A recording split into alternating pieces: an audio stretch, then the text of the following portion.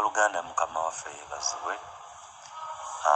Njagala okwebaza Katonda nate olw'omukisa guno neera ogumpeereddwa okuyimirira awatukuvu okuyimirira mu weema ya Munkaama wali wennyini awatuula ssanduuko y'endagaano nzaani awabeera bakabona n'ensembera nange eko kyengabana eri omubiri gwa Kristo. Mazima kya kitiibwa, kizzaamu amaanyi,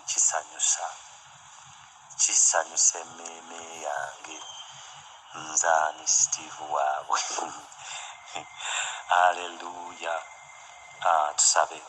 Kitaffe omuyinza w'ebintu byonna, Katonda wa Ibulayimu, Katonda wa Isaaka ne Yakobo, Yesu Kristo omwana wa Katonda abeera omulamu ennaku zonna, tukwebaza nate ku lunaku luno olwaleero olwokusatu. Ogulumizibwe, otenderezebwe, oddizibwe ekitiibwa n'ettendo. Tukwebaza ku lw'ekigambo kye ŋŋenda okugabana ne baganda bange ne bannyinaze bonna Mukama, bamaama bange bonna abali mu nnyumba eno. Nkwebaza Mukama ku lwakyo kakibeere kiramu era nzigyawo ku obwange nze obwa siti. Taata tuula munda munze oyogere ng'okozesa olulimi lwange gye bali okubajjukiza, okulumiriza, byonna Mukama bikole ku lw'obulungi bw'obwakabaka bwe, ku lw'obulungi bwaffe. Ayi Katonda ow'ekisa, nvaawo nze Steve, nviirawo ddala nzigyawo amagezi gange, okumanya kwange n'okutegeera kwange eby'obutali Mukama byonna mbijjawo, wabula ekisa kyo kijje kiweereze gye bali. Nange mpeebwa omukisa munnange Taata, era nabo bawa omukisa, erinnya lyo liryoke ligulumizibwe mu bulamu bwabwe n'obulamu bwange, mu linnya erya Yesu Kristo omwana wa Katonda omulamu, Kitaffe era Mukama waffe. Amiina. Jangu muze fugamu bulamu bwange, beera omusumba,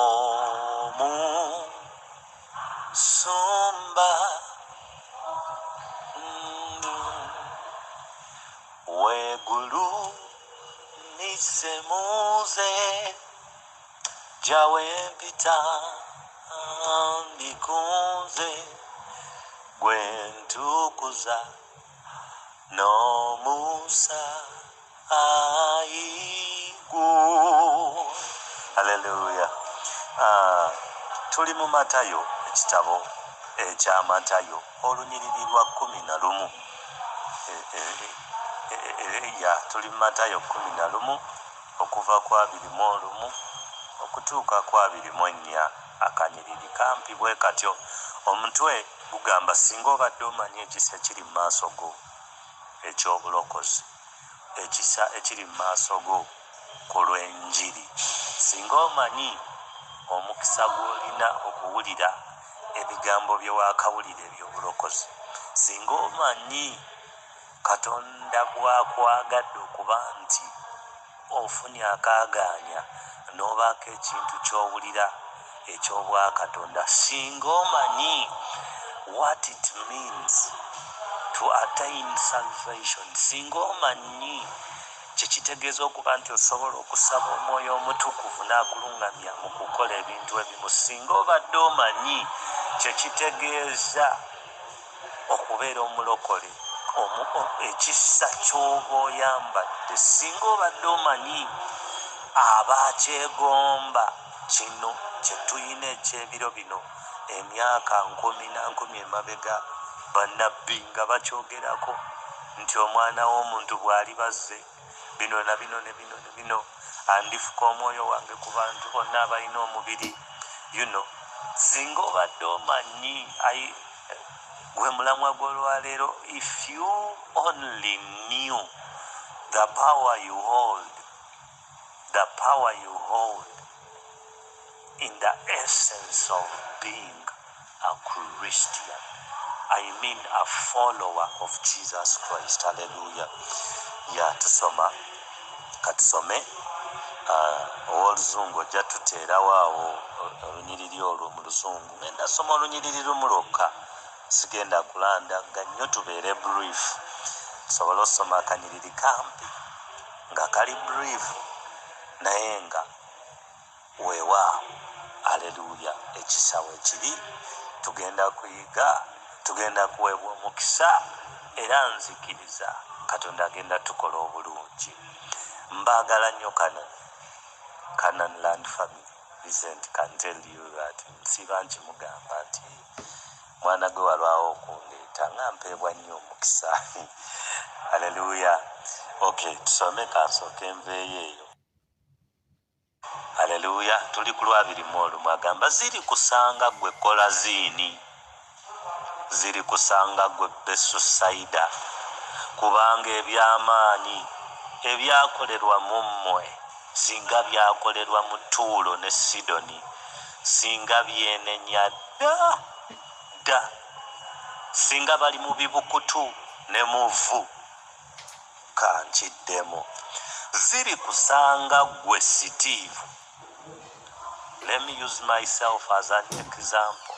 Ziri kusanga gwe, kankozese muganda wange Viise, ziri kusanga gwe Viise, kubanga ebyamaanyi ebyakolerwa mu ggwe oba mu mmwe singa baabitwala Masaka, singa baabitwalira bali ab'embalala, singa byakolerwa mu Tuulo ne Sidoni, singa byenenya dda, singa bali mu bibukutu ne muvu. Ebibukutu ne vu, traditionally abaana ba Isirayiri bwe baayonoonanga baateranga okwekuba mu bibukutu, okwambala ebibukutu, enkutukutu, ne beekuba mu vu ng'akabonero ak'okwenenya, ng'akabonero ak'okulaga nti they are sorry, ng'akabonero akalaga nti they want a turn around.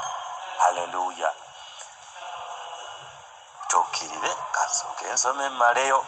22 agambye, naye mbagamba nti ku lunaku olw'omusango Tuulo ne Sidoni baliba n'okubonyaabonyezebwa kuligumiikirizika okusinga mmwe.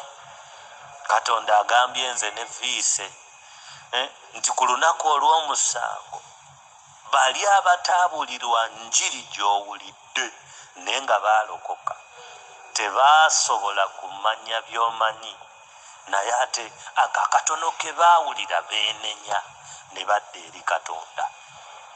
Gwe Viise ne Steve musiiba wano mu family ne musiiba ku njiri. You have access to Wi-Fi.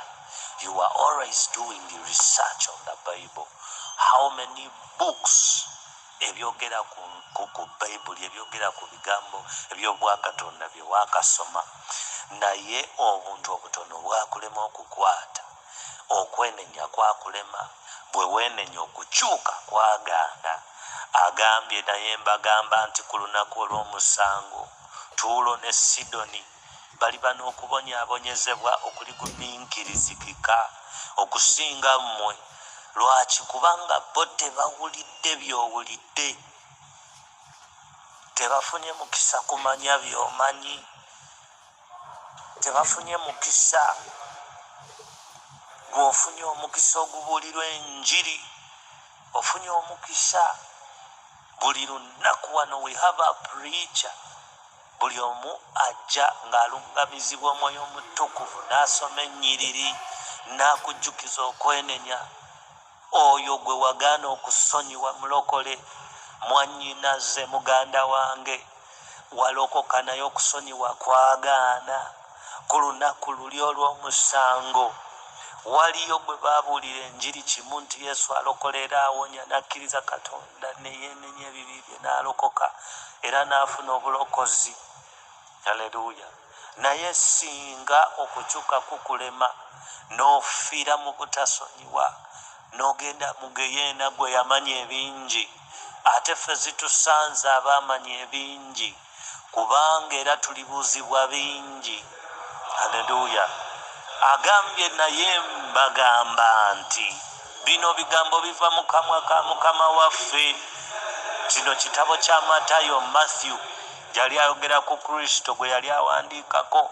Naye mbagamba nti ku lunaku olw'omusango Tuulo ne Sidoni bali n'okubonyaabonyezebwa okuligumiikirizika okusinga mmwe. Olwabirimu gye twasookedde yagamba ziri kusanze gwe Kolazini, teekawo erinnya lyo. Zikusanze gwe Jaki, zikusanze gwe Viise, zikusanze gwe mwannyinaza mpuliriza wenna, zikusanze kubanga Besusaida, zikusanze gwe Besusaida n'abalala. Let me leave people's names. Kubanga ebyamaanyi ebikoleddwa mu mmwe, enjiri ebabuuliddwa, ebyamagero bye mwakalabako. Abantu abamu tuli wano ne n'obulamu bwaffe bwennyini byamagero. Tuli wano naye n'obulamu bwaffe byamagero. Abamu tetulina nakulinda kulaba bazuukiza bafu, bantu kutambula. Ebyamagero ebirabwako Katonda akukuumidde ku kyeyo. Bameka be bazeeka nga mirambo, bameka abalemwa mu mwezi gumu n'addayo eka nga bigaanye, n'addayo mu mbeera ate nga n'obusente yabusasula obwamuleeta. Abamu najja ku kyeya bannyinaffe abali mu mayumba eyo, n'ava wano n'akyusa ennyumba, n'adda wano n'akyusa ennyumba, n'amala emyaka 4. Waliwo mwannyinaza yanyumiza nti naakamala emyaka 4 kozi naakakyusa ennyumba emirundi 3, nti kampuni eyandeeta yaŋŋamba nti bw'okyusa oba ozzeemu kubala myaka 2 bupya, mbw'eri baba bakuwaayo ng'omupya. You can imagine. Hallelujah. Naye Mukama akulaze ekisa. Bayibuli ogisoma n'ogitegeera n'Omwoyo Omutukuvu yakujjula. You have a level of understanding of God. Naye waliwo ebiremedde mu bulamu bwo ebyagala okukuzikiriza. Bayibuli egambye zikusanze olw'obwo obuntu obwo obutono bwe wagaana okwesonyiwa, ku lw'obulokozi obuntu obwo obutono bwe wagaana okuta. Walokoka naye obwenzi bwakulema okuvaako. Walokoka naye maama sigala taviikako. Walokoka naye okyakuba ku ndongo. Walokoka naye ogeya banno. Walokoka but you still living in hatred. You hate people. Walokoka naye okyayina obukyayi. Walokoka naye okyayina effutwa. Walokoka naye okyayina ettima. Ng'ate waliwo abuulirwa enjiri.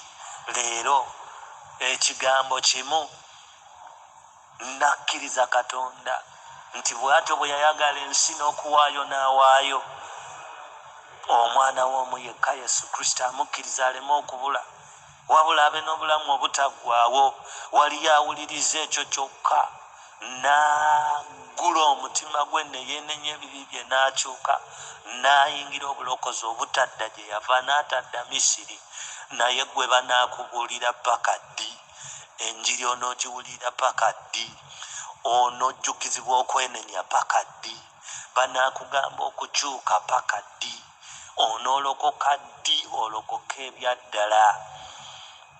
Munnange zikusanze mbwe ebibonyoobonyo, mbwe ebibonyoobonyo gwafunye omukisa okuwulira by'owulidde ebyo ebingi. Ziri kusanga gwe Kolazini, ziri kusanga gwe Besusaida, kubanga ebyamaanyi ebyakolerwa mu mmwe singa byakolerwa mu Tuulo, Mukama Yesu kino yakyogera akijja ku mutima gwe. N'agamba naye bano Abayudaaya, bano Abayudaaya tebategeera kye balina. Eno enjiri egenda kwekuspandinga etuuka e Uganda. Steve ateeka ogiwulira ate nga tandabyeko. Agenda wulira buwulizi nti Yesu yazuukiza abafu, naye nga tandabyeko nga mbazuukiza, naye ajja kukkiriza. Naye ate bano Abayudaaya balabyeko ku byenkola. Situdde akaana akabadde kakozimbye nga balaba. Omukazi ow'ekikulukuta ankomyeko n'awona nga balaba. Ne waliwo agenda owulira ebiwulire akkirize afune obulokozi. Kaakati naffe bannange bwe tutyo bwe tuli. ffe tufunye ekisa ekifuna ku kinyusi. Omwoyo omutukuvu waali atubikkulira ebintu ebyebuziba bye tusoma, naye kijja kuba kibi nnyo okumanya by'omanyi omalirize nga toyingidde bwakabaka, omalirize nga osikidde ebibonyoobonyo ne bamalayika ba Setaani mu Geyeena. Haleluya. Tusome olw'abiri-mu-esatu. Naawe Kaperunawumu oligulumizibwa okutuuka ku ggulu. Ekyo kibuuzo. Naawe Kaperunawumu oligulumizibwa okutuuka ku ggulu. Ekyo kibuuzo nkiddamu abuuza. Naawe Sitiivu oligulumizibwa okutuuka ku ggulu. Olikka emagombe, kubanga eby'amaanyi ebyakolerwa mu ggwe singa byakolerwa mu Sodomu, singa weekiri ne kaakano. Naye mazima mbagamba nti ku lunaku olw'omusango ensi y'e Sodomu eriba n'okubonyaabonyezebwa okuligumiikirizika okusinga ggwe. Bannange, Yesu ayogera ku bibuga, naye ekibuga ye ggwe. Gyawo ekibuga Sodomu, teekawo erinnya lyo. They are meaning the people of Sodom. Nti if the people of Sodom received the revelation of Christ the way we have received it, if the people of Capernaum received the revelation of who Christ was in his full essence, the way we have been taught, if the people of, put there your name, if Hilda received the same revelation of Christ, if she received the same revelation of Christ, the same way Emmanuel received it, maybe Hilda would have repented and changed. Hallelujah.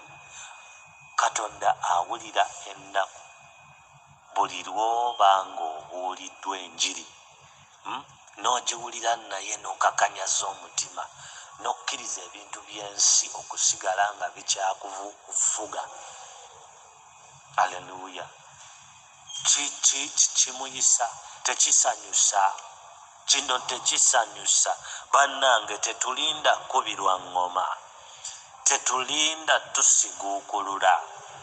Owulidde enjiri, lokoka ebyaddala, kyuka, kubanga ebibonyoobonyo ebyaggwa alokose n'ogaana otereera mu layini. Singa Katonda akuvaamu ekisa ne kibula ekikukuumira awo wooli, n'omala n'osiridduka n'oddayo gye wava, n'ofiira mu kubula, with all the revelation upon you, with all that you have been revealed to, with whatsoever Christ has done in your life. Ku birungi bye yakakukolera byokka byamagero, ebyo byokka byakukoledde abamu kufa obulamu okuba nga tukyali balamu. It is also a testimony. Naye waliwo ate, okitegeera, waliyo ate yabuulirwa enjiri nga talina na byalaga Katonda bye yamukoledde by'amaanyi, nakkiriza. At least stand on the few things God has done in your life. If you don't have big testimonies, think about the breath, the air you breathe. Think about those little things that God has done in your life. Hallelujah.